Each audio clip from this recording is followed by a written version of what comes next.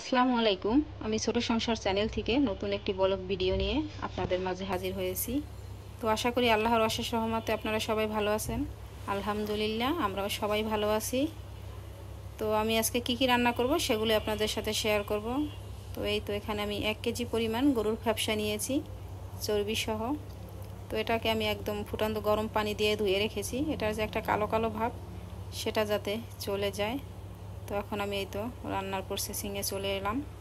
তো প্রথমে আমি তেলটা দিয়ে দিলাম। তো তেলটা গরম হয়ে গেলে সমস্ত মশলাগুলো এক এক করে অ্যাড করে দিব।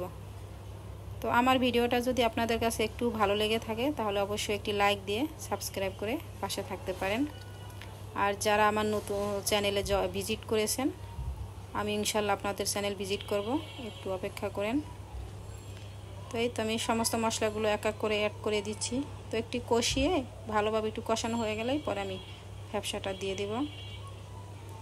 তো কি বলবো, এখন যা হচ্ছে চারিদিকে, কোটা সংস্কারের দাবিতে আমাদের যে নিরীহ ছাত্রছাত্রীরা আছে ওদের উপর যে অত্যাচার হচ্ছে এটা আসলে কাম্য নয়।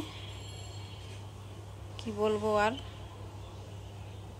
একদম টিয়ার সেল গ্যাস তো ওদের উপর নিক্ষেপ করছে, সেই সাথে অ্যাসিড পর্যন্ত মারছে। তো এই হলো অবস্থা। আসলে কোথায় যাব, কি বলবো, কিছু বলার নেই। তো গরম মশলাটা আমি দিয়ে দিলাম। তো গরম মশলা আমার সব ধরনের গরম মশলা অ্যাড করা আছে, সেই জন্য আমি আর বাড়তি কোনো গরম মশলা অ্যাড করলাম না। এখন হলুদ মরিচ আর লবণটা দিয়ে দিব।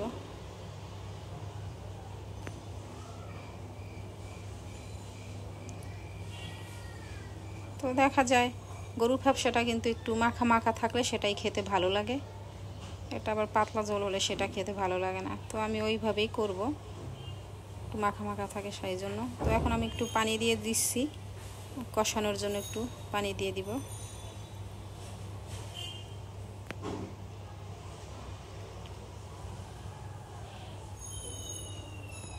তো মানুষ বলে, অনেক পুরুষরাই বলে যে সংসারে আসলে কাজকর্ম থাকে না, সংসারে যে আসলে রান্না বান্নার বাইরেও কত কাজ থাকে এগুলো বোঝানো যায় না। আসলে আমরা যে প্রত্যেকটা গৃহিণী কত কাজ করি একদম সকাল থেকে সন্ধ্যা পর্যন্ত, তো আমরাই জানি। এগুলো আসলে কোনো পুরুষকে বোঝানো যাবে না। তো ব্যবসাটা দিয়ে দিছি, এখন আমি একটু ঢাকা দিয়ে রাখবো কিছুক্ষণ।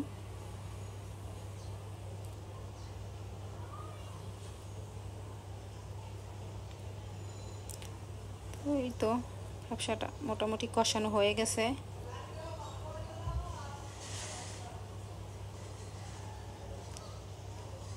এখন ঢাকনাটা তুলে দেখি আসলে কি অবস্থা, কেমন হয়েছে। তো মোটামুটি হয়ে গেছে, আর তেলটা উপরে ভেসে উঠছে, মনে হচ্ছে যে এখন সিদ্ধটা হয়ে গেছে। আর ফ্যাপসাটা তত বেশি সময় লাগে না। তো হয়ে গেছে গরুর ফ্যাপসা রান্না। আর সেই সাথে আমি অফ ক্যামেরায় ডিমটাও ভুনা করে নিয়েছি। আর বাচ্চারা তো পোলাও ছাড়া কিছুই খাবে না, ওদের পছন্দ একদম পোলাও। সব বাচ্চারাই মোটামুটি পোলাওটাই খুব পছন্দ করে, সেজন্য আমি পোলাওটাও রান্না করে নিয়েছিলাম। তো এখন আমি চলে যাচ্ছি। অবশ্য আমার একটা প্রতিবেশী ভাবি ছিল, ভাবির বাসায়। উনি আমার আগে প্রতিবেশী ছিলেন, এখন একটু দূরে চলে গেছেন, তো ওনার সাথে একটু দেখা করতে যাচ্ছি। তো আজ এ পর্যন্তই। আপনারা সবাই ভালো থাকবেন, সুস্থ থাকবেন, আমার জন্য দোয়া করবেন। আল্লাহ হাফেজ।